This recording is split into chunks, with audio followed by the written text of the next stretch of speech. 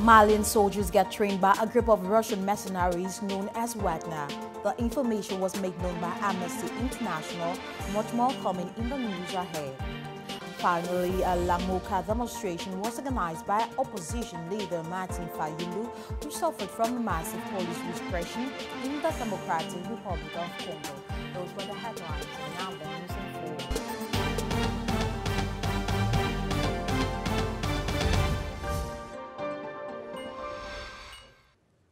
It's always a pleasure being with you. Hello, Africa. And to the news, it just might happen that Malian soldiers get trained by a group of Russian mercenaries known as WAGNER. The information was made known by Amnesty International and Reuters, drawing much attention to what many call a silent war between Russia and France over some French African countries, especially as France progressively withdraws the backhand operation for Mali. Kingsley Chell for the details. The Malian government is about to sign an agreement with a Russian military company. According to diplomatic sources, this deployment foresees 2,500 to 5,000 mercenaries in charge of training the Malian army and ensuring the protection of senior officers of the country. Going by the French Minister of Armed Forces Florence Parly, an intervention from a group of this type is not within reach, taking into consideration French military engagement in Mali. These concerns arise in a context where relations between both countries are strained since the putsch of May 24, 2021. The country of Emmanuel Macron has announced the reduction of its soldiers within the Barkhane operation, as well as the suspension of the Takuba operation. With these decisions, France seems to have turned its back on Mali, which is in the grip of attacks. It appears the country is resorting to Russian expertise already present in Central African Republic despite criticism from the international community.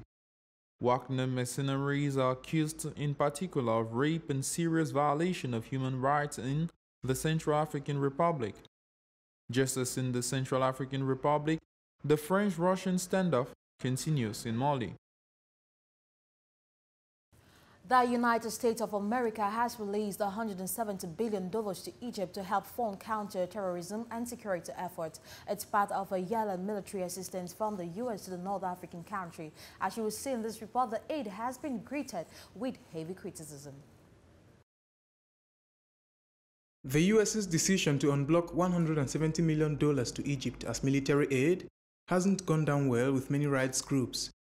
Even though the Biden administration withheld $130 million on conditions of human rights violation, the rights defenders say all $300 million would have been suspended.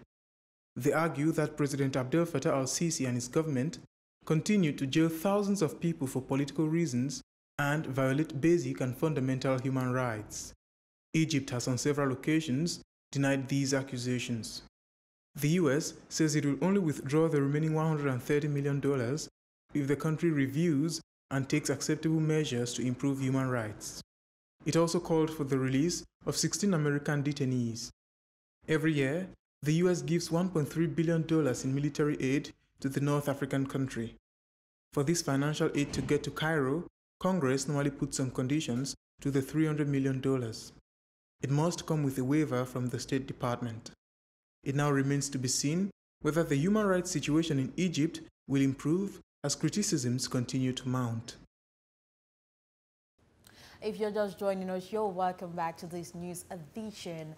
Jose Eduardo dos Santos, former Angolan head of state, is back in this country. He returned home on Tuesday after spending 30 months in exile in Barcelona.